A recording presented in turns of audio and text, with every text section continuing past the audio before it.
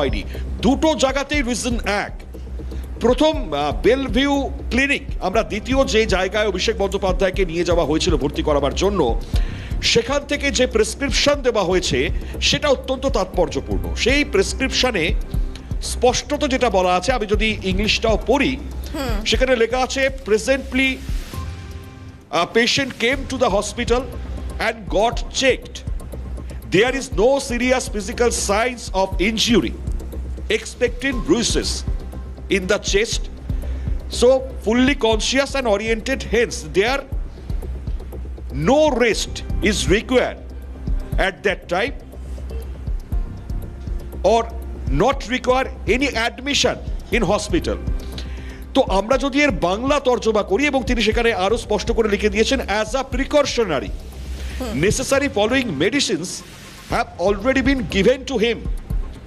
এবার বিষয় হচ্ছে কি, এটার বাংলার তর্জমা করলে এই দাঁড়ায় যে যিনি পেশেন্ট মানে অভিষেক বন্দ্যোপাধ্যায়, তার বুকে একটা কালশিটে দাগ হয়েছে। সেটা ছাড়া পেশেন্টের যে মুভমেন্ট হয় সেটা একেবারে নর্মাল। পেশেন্ট কথা বলছেন, হেঁটে চলে বেড়াচ্ছেন। এক্ষেত্রে দাঁড়িয়ে তার কোনো রকম প্রিকশনস নেওয়ার দরকার নেই, তিনি সুস্থ রয়েছেন। এবং তিনি সুস্থ স্বাভাবিক রয়েছেন, তাকে যে মেডিসিন দেওয়ার প্রয়োজনীয়তা রয়েছে সেটা আমরা দিয়ে দিয়েছি। অ্যাডমিশন নেওয়ার কোনো রকম প্রয়োজনীয়তা নেই, গ্রহণযোগ্যতা নেই। ফলত তুমি বুঝতেই পারছো যে এক্ষেত্রে চিকিৎসক স্পষ্ট করে জানিয়ে দিয়েছেন। তারপরে তাহলে যে ছবিটা আমরা দেখতে পাচ্ছি অভিনন্দা, এখান থেকেই প্রশ্ন উঠছে যে এমন কি বিষয়, এমন কোন ব্যাপার যেখানে অভিষেক বন্দ্যোপাধ্যায় চেষ্টা করছেন যে জোর জবরদস্তি আমাকে হসপিটালে ভর্তি হতেই হবে। এর পেছনে ব্যাকগ্রাউন্ড বা কারণ বা নাটক এটা কিসের, কেন? এটাকে যদি আমরা মোটামুটি ভাবে যদি আন্দাজ করতে পারি তাহলে বিভিন্ন ক্ষেত্র হতে পারে। তোমার মনে থাকবে 2021-এ যখন নির্বাচনী লড়াই হয়েছিল, বিধানসভার সেই লড়াইয়ে মমতা বন্দ্যোপাধ্যায় তিনি আঘাতপ্রাপ্ত হয়েছিলেন। আমরা সেটা দেখেছিলাম ক্যামেরার সামনে। প্রথমত শুনেছিলাম মাথায় চোট, হয়ে গেল তার পায়ে চোট, তিনি হঠাৎ করে হুইল চেয়ারে চলে আসলেন। বহু প্রশ্ন উঠেছিল, তার পা ছিল ব্যান্ডেজ দিয়ে বাঁধা এবং সেই পায়ে ফুটবল খেলতো আমরা দেখেছি। হ্যাঁ, এটা ভাইরাল, আমরা সোশ্যাল মিডিয়া ঘাটলে পরে সেই ছবি এখনো আমাদের মাথায় নিয়ে আসতে পারবো, আমরা দেখতেও পারবো ইনফ্যাক্ট। ঠিক সেই জায়গা থেকে দাঁড়িয়ে এবারের নির্বাচনে তৃণমূল কংগ্রেসের যে পরাজয় হয়েছে, তারপর ঢুকে গিয়েছিলেন ঘরে, ঘর থেকে বেরিয়েছেন অভিষেক। তারপর এই ছবি আমরা দেখতে পেয়েছি।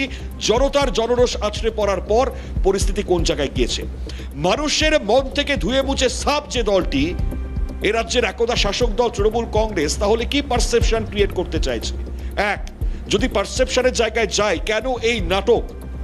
তারা কি চাইছেন এটা ক্রিয়েট করতে যে আবারও সেই সময়ের ছবি, যদি মমতা বন্দ্যোপাধ্যায়ের হুইল চেয়ার হয়, যদি সেই সময় সেই ইস্যুটাকে সামনে নিয়ে আসা হয়, তাহলে মানুষের মন পেতে অনেক সুবিধে হয়। তাই জন্যই কি আবার অভিষেক বন্দ্যোপাধ্যায় ঠিক এই জায়গায় চেষ্টা করছেন যে আমাকে হসপিটালাইজড হতে হবে, হুইল চেয়ারে করে বেরিয়ে আসা। এটা দেখালে পরে জনমানুষের মধ্যে তার সম্বন্ধে আরো একখানা বিষয় ক্রিয়েট হবে যে না, এই ছেলেটি আক্রান্ত হয়েছে, এমন কিছু পারসেপশন ক্রিয়েট করবার চেষ্টা। তৃণমূল কংগ্রেস ধুয়ে মুছে সাফ হয়ে গিয়েছে জনমানুষের মধ্যে। তৃণমূল কংগ্রেস তাদেরকে আবার পুনরায় উজ্জীবিত করবার জন্য কি তারা আবার চেষ্টা করছেন ময়দানে ঝাঁপিয়ে পড়ে দেখাবার যে নতুন করে আরো একটি ইস্যু, সেই ইস্যু তৃণমূল কংগ্রেস ক্রিয়েট করতে চাইছে? নাকি ঠিক এই জায়গা থেকে দাঁড়িয়ে আগামীকাল খুব তাৎপর্যপূর্ণ, কারণ সোমবার আমরা জানি অভিষেক বন্দ্যোপাধ্যায়কে সিআইডি নোটিশ দিয়েছে জাল সই কাণ্ডে। সেই নোটিশের পরিপ্রেক্ষিতে দাঁড়িয়ে ভবানী ভবনে আগামীকাল তার হাজিরা রয়েছে। সেই হাজিরা এড়াতেই এই নোটিশ, এই বক্তব্যগুলো কি অভিষেক বন্দ্যোপাধ্যায় রাখছেন যাতে তিনি হাজিরা এড়িয়ে যেতে পারেন? অভিনন্দা, এই বিষয়গুলো কিন্তু খুব তাৎপর্যপূর্ণ। এই বিষয়গুলোই হয়তো এই মুহূর্তের সব থেকে বড় পারসেপশন ক্রিয়েট করে দিচ্ছে। অভিনন্দা, একদমই মণিময়ের সঙ্গে থাকো, আমরা শুনবো এই নিয়ে দিলীপ ঘোষ কি বলেছিলেন, এবং এর পাশাপাশি ইন্দ্রনীল খা, বিধায়ক ইন্দ্রনীল খা, তিনি কি জানিয়েছেন। না না, কেন ভর্তি নেবে? একটা অসুস্থ মানুষের জন্য বেড আছে, একটা সুস্থ মানুষ গিয়ে একটা বেড দখল করে থাকবে? আমি দেখলাম অ্যাপ্রন পরে গাড়িতে উঠছেন, ঘুরে বেড়াচ্ছেন। হসপিটালটা কি ট্যুরিজম নাকি, ঘুরতে যাওয়ার জায়গা? ডাক্তারকে চমকে তোমাকে হসপিটাল নেবেন? আরে এদেরই যে ক্লাব আছে ডায়মন্ড হারবার স্পোর্টিং ক্লাব, এই সেন্ট্রাল পার্কের পেছনে একটা জায়গা, একটা মাঠ পুরো দখল করে রেখে কয়েক বছর, তাকে চ্যাম্পিয়ন করতে হবে, তাকে এ ডিভিশনে তুলতে হবে, ফার্স্ট ডিভিশনে। তার জন্য রেফারিকে চমকানো হতো, তার জন্য কর্মকর্তাদের চমকানো হতো। আমাকে বলেছিল লোকেরা তদন্ত করুন, আমি চ্যালেঞ্জ করছি। এই থ্রেড কালচার ভুলে যান, মানুষ ঘুরে দাঁড়িয়েছে, রাস্তায় না বেরোনোই আপনাদের পক্ষে সবচেয়ে ভালো। Say that he is perfect to be taken to home, and definitely that is the protocol. There should be no intimidatory tactics regarding hospital admission, because hospital beds are meant for the needy patients. If a healthy patient, if a healthy individual is blocks one hospital bed, then a needy patient is actually deprived of Medicare facilities. That cannot be the norm.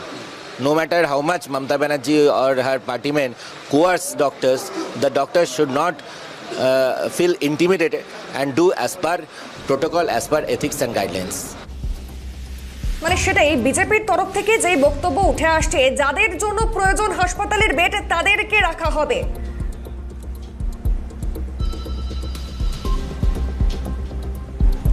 এবং যে ঘটনায় নজর রাখছি রীতিমতো, যেখানে তিনি বারংবার সারা রাত ধরে প্রায় কলকাতার একাধিক হাসপাতাল চক্কর কাটলেন, কিন্তু তারপরেও তাকে ভর্তি নেওয়া হলো না, কারণ তিনি মনে করছেন তিনি একমাত্র তার সিরিয়াস কন্ডিশনটা বুঝতে পারছেন, তাছাড়া আর কেউ বুঝতে পারছে না, মানে ডাক্তারও বুঝতে পারছে না।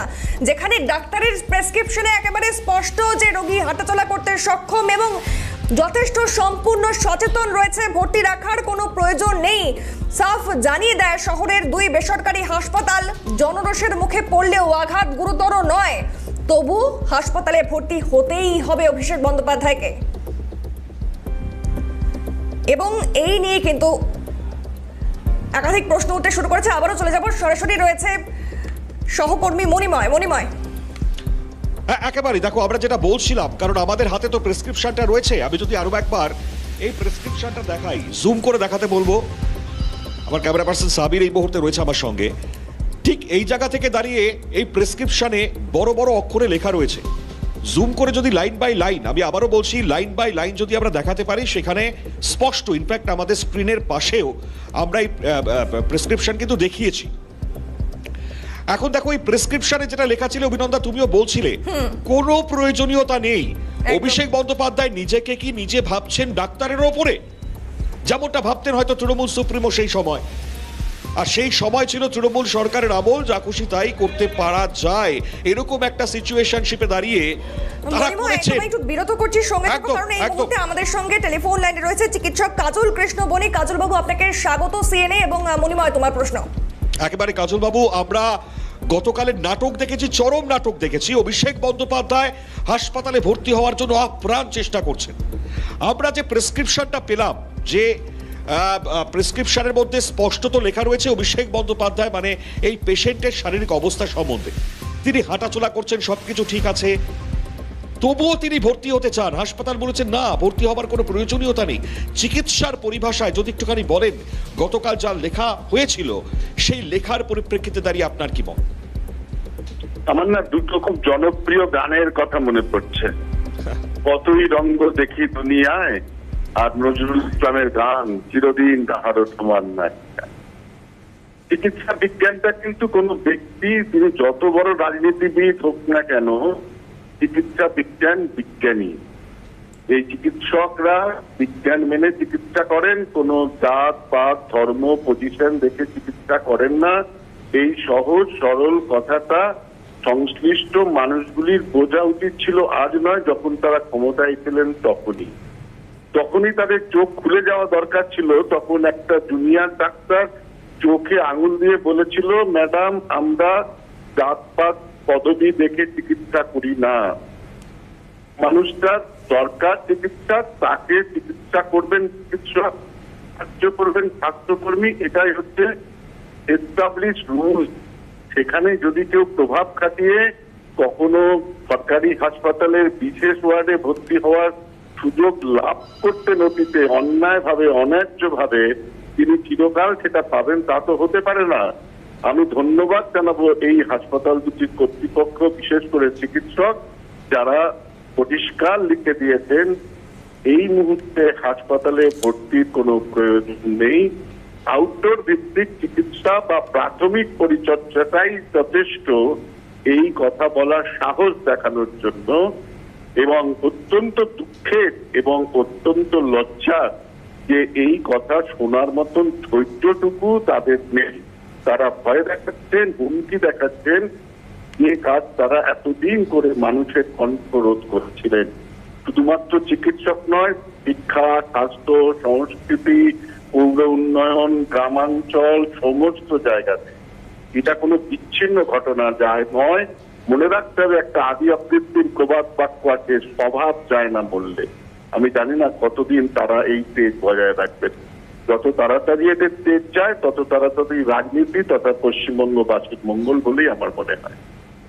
অসংখ্য ধন্যবাদ কাজল কৃষ্ণ বণিক, চিকিৎসক কাজল কৃষ্ণ বণিকের এই বক্তব্য অত্যন্ত তাৎপর্যপূর্ণ। অভিনন্দন, তুমি শুনলে এই জায়গা থেকে দাঁড়িয়ে ডক্টর বণিক যেটা বলে দিলেন, একটা সময় সংস্কৃতি ছিল, সেই সংস্কৃতি আমরা দেখেছি। আমি আবারও বলছি, সেই নন্দীগ্রাম যেখানে মমতা বন্দ্যোপাধ্যায়ের নির্বাচনী ক্ষেত্রে মমতা বন্দ্যোপাধ্যায়ের চোটাঘাত লাগার মতন ঘটনা তিনি সামনে নিয়ে এসেছিলেন, মানে সাধারণ মানুষের কাছে পারসেপশন ক্রিয়েট করবার চেষ্টা করেছিলেন যে হ্যাঁ আমাকে আক্রান্ত করা হয়েছে, তাই আপনারা আমাকে ভোট দেবেন। আজকে দাঁড়িয়ে অভিষেক বন্দ্যোপাধ্যায় তথা এই তৃণমূল কংগ্রেসের যে রাজনৈতিক কর্মকাণ্ডের জড়িত এক বড় দল তারা মনে করতেন, সেই দলের একেবারে ভ্যানিশ হয়ে যাওয়া কার্যত। যদিও বিরোধী রয়েছেন তারা, কিন্তু তথাপি বাড়ির ভেতরে প্রবেশ করার পর আর বাইরের বাইরে বেরোতে সাহস পাচ্ছিলেন না। যদিও সাহস দেখিয়ে গতকাল যে কাণ্ডটা ঘটে গিয়েছে, সেই কাণ্ডের পরিপ্রেক্ষিতে দাঁড়িয়ে যাদের গ্রেপ্তার হয়েছেন যারা, সেটাও আবার তৃণমূল কংগ্রেসের এক গোষ্ঠীর। বলতো বুঝতেই পারছো সামগ্রিক এই বিষয়টার মধ্যে নাটকটা যে জড়িয়ে আছে সেটা অ্যাটলিস্ট স্পষ্ট। এবার এই নাটকের পরিপ্রেক্ষিতটা যদি বিভিন্ন ওয়েতে আমরা ভাগ করে দিই, যেটা আমি কিছুক্ষণ আগেও বলছিলাম, তাহলে পরে হয়তো আমরা সেই জায়গায় পৌঁছবার চেষ্টা করতে পারি। কারণ আমরা হয়তো আগামীকাল উত্তরও পেতে পারি যে আগামীকাল তিনি সত্যি ভবানী ভবনে হাজিরা দেবেন কিনা, সত্যি কি মানুষের মধ্যে আবার নিজেদেরকে যে তৃণমূল কংগ্রেস তাদের যে রাজনৈতিক আধিপত্য সেটা ছিল কায়েম করার চেষ্টা তারা আবার করবেন। সেই জায়গাকে দেখাবার জন্যই কি আবারও তাদেরকে তারা পোর্ট্রে করলেন যে হ্যাঁ আমরা এবার আন্দোলনে নামতে পারি। কারণ আজকে খুব তাৎপর্যপূর্ণভাবে আমরা দেখতে পেয়েছি, কারণ শুধুমাত্র অভিষেক বন্দ্যোপাধ্যায় নয়, আরও একজন সাংসদ কল্যাণবাবুর এই আক্রান্ত হওয়ার ছবি আমরা দেখেছি। তিনি আবার দাবি করছেন তার নাকি মাথার মধ্যে লেগেছে, মাথায় নাকি বল মেরেছে। তো এই সামগ্রিক লাগাতার এই ছবিগুলোতে অনেকগুলো প্রশ্ন উঠিয়ে দিচ্ছে। এখন এই প্রশ্নগুলো প্রশ্ন আকারে থাকবে, যত সময় যাবে হয়তো অভিনন্দন তত আমরা বুঝতে পারবো এই প্রশ্নের সঠিক উত্তরটা ঠিক কি, কারণ কেন এই নাটক সেটা স্পষ্ট হবে। অভিনন্দন, একদমই তাই, সঙ্গে থাকো মণিময়। অভিষেকের সাজানো নাটক একেবারেই মানতে চাইল না, এমনকি মানল না হাসপাতাল, যেখানে রোগী হাঁটাচলা করতে সক্ষম এবং সম্পূর্ণ সচেতন। ভর্তি রাখার কোনো প্রয়োজন নেই, সাফ জানিয়ে দেয় শহরের 2 বেসরকারি হাসপাতাল। বিজেপির তরফে দেবজিৎ সরকার এবং সর্বরী মুখার্জি কি বলছেন শুনুন। বলেছেন কুণাল বাবু বুঝবেন, তিনি শুধু বিধায়ক নয়, তিনি হচ্ছেন সারদার সব থেকে বড় বেনিফিশিয়ারির আশীর্বাদ ধন্য। তিনি সারদার সব থেকে বড় বেনিফিশিয়ারির আশীর্বাদ ধন্য। তিনি টিকিটের অধিকারী, তিনি জিতের অধিকারী, ঠিক আছে? তো তিনি সব কিছু পারবেন। তিনি কি বললেন তার ব্যাপার, কিন্তু এটা তো মানুষের মধ্যে আছে যে যদি জানলেওয়া হামলা, হিন্দিতে যেটা বলছেন, তো প্রাণঘাতী হামলা যদি করতে হয় তাহলে কে কবে ভাই পচা ডিম ছুঁড়ে করেছে, বা এবার শুনছি ডিম নাকি ভালো ছিল। ডিমকে যুবকেরা জিমে যায় ভালো করে শরীর চর্চা করার জন্য, এ তো নতুন উলট পুরাণ। ডিমকে চলে যাচ্ছেন বেসরকারি হাসপাতালে ভর্তি হতে। এই বিপ্লব, এই যুব জাগরণ কি আমরা চেয়েছিলাম? একদম লাইমলাইটে না, মানুষকে দেখানো। আরে আপনার তো লাগেনি, ব্যথা কোথায়? মানুষের অন্তরে যে ব্যথা আপনি দিয়ে রেখেছেন, মানুষকে যেভাবে ব্যথা দিয়ে রেখেছেন, আপনার এত সহজে আপনি ব্যথা পাবেন না।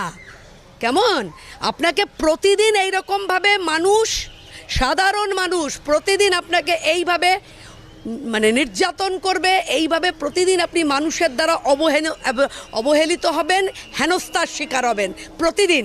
যা আপনারা তৃণমূল সরকার 15 বছর ধরে যা করেছেন তার ফল মানুষ আপনাদের দেবে, আমাদের কিচ্ছু করতে হবে না, কিচ্ছু না। অন্যদিকে আমাদের সঙ্গে এই মুহূর্তে টেলিফোন লাইনে রয়েছে ডক্টর তাপস প্রামাণিক। তাপস প্রামাণিক রয়েছেন। তাপসবাবু, আপনাকে স্বাগত জানাবো সিএনএ, এবং অন্যদিকে সরাসরি রয়েছে সহকর্মী মণিময়। মণিময়, তোমার প্রশ্ন। একেবারে তাপস বাবুর কাছে আমার এটাই প্রশ্ন। তাপস বাবু, গতকাল আমরা ছবি দেখেছি অভিষেক বন্দ্যোপাধ্যায় নাকি এত চোট পেয়েছেন হাসপাতালে ভর্তি হতে চান। ডাক্তার তার পরিভাষার মাধ্যমে বুঝিয়ে দিয়েছেন যে আদপে দাঁড়িয়ে আপনি ভর্তি হতে পারবেন কি পারবেন না, সেই পরিভাষাটা একটু আপনার থেকে শুনতে চাই আমরা। দেখুন, প্রথমত হচ্ছে যে ওনার কালকে যে উনি যে কথাগুলো বলছেন যে অ্যাপেলোতে ভর্তি হওয়ার পরে মমতা ব্যানার্জি বললো এখানে ট্রিটমেন্ট হচ্ছে না। অ্যাপেলো হচ্ছে পশ্চিমবঙ্গের one of the best centre. আর আমার কাছে যেটুকু মেডিকেল রিপোর্ট এসছে তাতে তার ভাইটাল স্টেবল ছিল, অ্যালার্ট কনসাস ওরিয়েন্টেড, আমরা যেটা মেডিকেলের ভাষায় বলি। আর বাকি ভাইটাল প্যারামিটার সবই ঠিকঠাক ছিল। যেটা হয়েছে একটা যে কোনো জায়গায় ধাক্কাধাক্কি কথা কাটাকাটি হলে গায়ে ব্যথা হতে পারে। মেজর কোনো ইঞ্জুরি ছিল না, একটা মাইনার ইঞ্জুরি তার চেস্টের উপরে ছিল, কালশিটে দাগ যেটাকে বলে ভুল। এটা যে কোনো জায়গায় কোনো লাভ মব বা গ্যাদারিং এর মাঝখানে হতে পারে। এর জন্য যেটা দেওয়া যেতে পারে সেটা হচ্ছে পেইন কিলারের ভিতরে প্যারাসিটামল বা আমরা কোনো এনসেডের কম্বিনেশন। আর একটা হচ্ছে ওই যে ডিমগুলো ছোড়া হয়েছে সেখান থেকে যদি তার এখন গন্ধ লেগে গ্যাস্ট্রাইটিস ফর্মেশন হতে পারে, প্যান 40 বা প্যান বি এই টাইপের গাছ। ওনার সম্পূর্ণ বাড়িতে বেড রেস্ট দরকার বা বাড়িতে রেস্ট দরকার, এর বাইরে কোনো কিছু খুব বেশি কিছু দরকার নেই। এই যে কালকে অ্যাপেলো থেকে বেলভিউতে নিয়ে যাওয়া হলো, বেলভিউতে ডাক্তাররা ভর্তি নিচ্ছে না বলে অভিযোগ, এটা সম্পূর্ণ একটা ভুলভাল কথাবার্তা। এর আগে আমি বলি একটা ঘটনা, আমার পার্সোনাল এক্সপিরিয়েন্স থেকে বলছি। 9 অগস্ট 2025 অভয়ের মাকে যখন এই অভিষেক ব্যানার্জি বা আপনার মমতা ব্যানার্জির পুলিশ যখন পিটিয়ে মেরেছিল, তখন আমি কিন্তু ভর্তি করার অ্যাডভাইস দিয়েছিলাম এবং আমি মণিপাল হসপিটালে নিয়ে গেছিলাম। সেখানে কিন্তু এনারাই চাপ দিয়ে ভর্তি করতে দেয়। সেই দিন কিন্তু মানে কাকিমা যথেষ্ট অসুস্থ হয়ে পড়েছিলেন, ভর্তি হতে দেননি। আজকে উল্টো অভিযোগ করছে। দিন দেখুন, সারা জীবন সবার সমান যায় না, এটা বুঝতে হবে। অভিষেক ব্যানার্জি যখন ক্ষমতায় ছিল দম্ভতে যা যা করেছে তার রিয়াকশন এখন হচ্ছে। এবং এইটা কালকে আমি বুঝলাম না যে হেলমেটটা হঠাৎ করে কোথা থেকে এলো, বেশ কিছু কনফিউশন লাগলো ক্যামেরার সামনে। তারপর একটা ঘটনা দেখলাম যে ওই আপনার ইয়েতে যে বাড়িতে গেছে সেই বাড়িতে সে ভদ্রমহিলাকে জোর করে জল খাওয়াতে চাইছে। অদ্ভুত, এগুলো তো সবই মনে হচ্ছে ক্যামেরা দেখে নাটক করা বলেই আমার লাগলো। আর মেডিকেল ট্রিটমেন্ট যা অ্যাপেলোতে করেছিল তার বাইরে এক্সট্রা কোনো কিচ্ছু নয়, ওনার বাড়িতে বসে রেস্ট নেওয়া উচিত। আর যদি মনে করেন যে কোনো পলিটিশিয়ান তারা যেমন শাসক দলে বসতে পারেন তেমনি উল্টো দিকে বিরোধী দলেও বসতে পারে, তো সেই জায়গায় দাঁড়িয়ে থেকে যদি এই সমস্ত সমস্যা না সামলাতে পারেন তাহলে তাকে বাড়ি বসে থাকা ভালো, পলিটিক্স করা উচিত নয়। এগুলো এইভাবে অ্যাপেলের ডাক্তারবাবু, বেলভিউ ডাক্তারবাবু এই সমস্ত যে দোষ দিচ্ছেন, আমি তার তীব্র নিন্দা জানাই। মমতা ব্যানার্জি যেভাবে চেষ্টা করছিল চাপ দেওয়ার, বেশ ধন্যবাদ তাপসবাবু সময় দেওয়ার জন্য। এবং এই মুহূর্তে আমাদের সঙ্গে টেলিফোন লাইনে রয়েছে ডক্টর মানস গুমটা। মানসবাবু, আপনাকে স্বাগত জানাবো সিএনএ। মণিময়, তোমার প্রশ্ন। মানসবাবু, আবারও যে ছবি আমরা দেখাচ্ছি গতকাল থেকে লাগাতার দেখিয়েছি, সেই ছবির একটু পরিভাষা আপনার থেকে জানতে চাই, কারণ ডাক্তারি পরিভাষা খুব দরকার। আমরা চিকিৎসকদের ফোন নিচ্ছি, আপনার থেকেও ঠিক এটাই জানতে চাইবো যে অভিষেক বন্দ্যোপাধ্যায়ের এমন কি শারীরিক অসুস্থতা হয়েছে যে হন্যে হয়ে মমতা বন্দ্যোপাধ্যায় পর্যন্ত প্রেশার ক্রিয়েট করছেন ভর্তি নেওয়াতেই হবে, কি এমন ঘটেছে? ঠিক দেখুন, দুটো জিনিস। একটা হচ্ছে চিকিৎসকদের কাছে চিকিৎসক যখন তারা পাশ করে, যখন ডিগ্রি পায়, তাদের একটা ওথ নিতে হয়। সেই ওথটার নাম হচ্ছে হিপোক্রেটিক ওথ। এবং সেই ওথে চিকিৎসকরা তারা এই ওথটাই নেয় যে তারা যখন চিকিৎসা করবে সেখানে ধনী দরিদ্র থেকে শুরু করে ধর্ম, গরিব, বড়লোক বা কোনো প্রভাবশালী ব্যক্তি, এসব তার কাছে গুরুত্বহীন, সবার জন্য একই রকম চিকিৎসা দেবেন। এটাই হচ্ছে যে কোনো চিকিৎসকের ওথ নিয়ে তাকে এই পেশাতে নামতে হয়। ফলে তাকে যারা দেখেছে, সে কোন হসপিটাল সেটা বড় কথা নয়, তাকে যারা দেখেছেন তার জন্য যে চিকিৎসা দিয়েছেন, তার জন্য যে প্রেসক্রিপশন হয়েছে, এটা চিকিৎসকদেরই প্রেসক্রিপশন। এটা কোনো রামশ্যাম যদুমধু বা কোনো একজন ওই হাসপাতালের কোনো বিশেষ ব্যক্তি করে দিয়েছেন এরকমটাও নয়। ফলে এটা আমরা বিশ্বাস করি এই রিপোর্ট যেটা বেরিয়েছে এখনো পর্যন্ত আমাদের কাছে যেটা এসছে তাতে মারাত্মক কোনো চোট বা ইনজুরির খবর কিন্তু কোথাও কিছু লেখা নেই। যে তার হেড ইনজুরি, বুকে চোট, তার কালশিটে পড়ে গেছে, তার দাগ হয়ে গেছে, ছুঁড়ে গেছে, কেটে গেছে, ভেঙে গেছে, এরকম কোনো কিছুই লেখা নেই। ছোটখাটো হয়তো যা আমরা পেয়েছি তাতে ব্যথার হ্যাঁ, ওষুধ বা ইত্যাদি বেশ একদম। কিছু প্রেসক্রিপশনে আছে, এবং এটা আমি ঠিক। বিশ্বাস করি এখনো পর্যন্ত যে চিকিৎসকরা ওনাকে দেখেছেন তারা তার যে ওঠ নেয়া বা যে শপথ নেয়া সেই শপথের কথা ভেবে, সেই শপথের কথা চিন্তা করেই লিখেছেন। কোনো চাপের কাছে তিনি মাথা নত করবেন এরকমটা আমাদের মনে বেশ, হয়নি। অবশ্যই অসংখ্য ধন্যবাদ মানসবাবু সময় দেওয়ার জন্য, এবং ধন্যবাদ মণিময়কেও।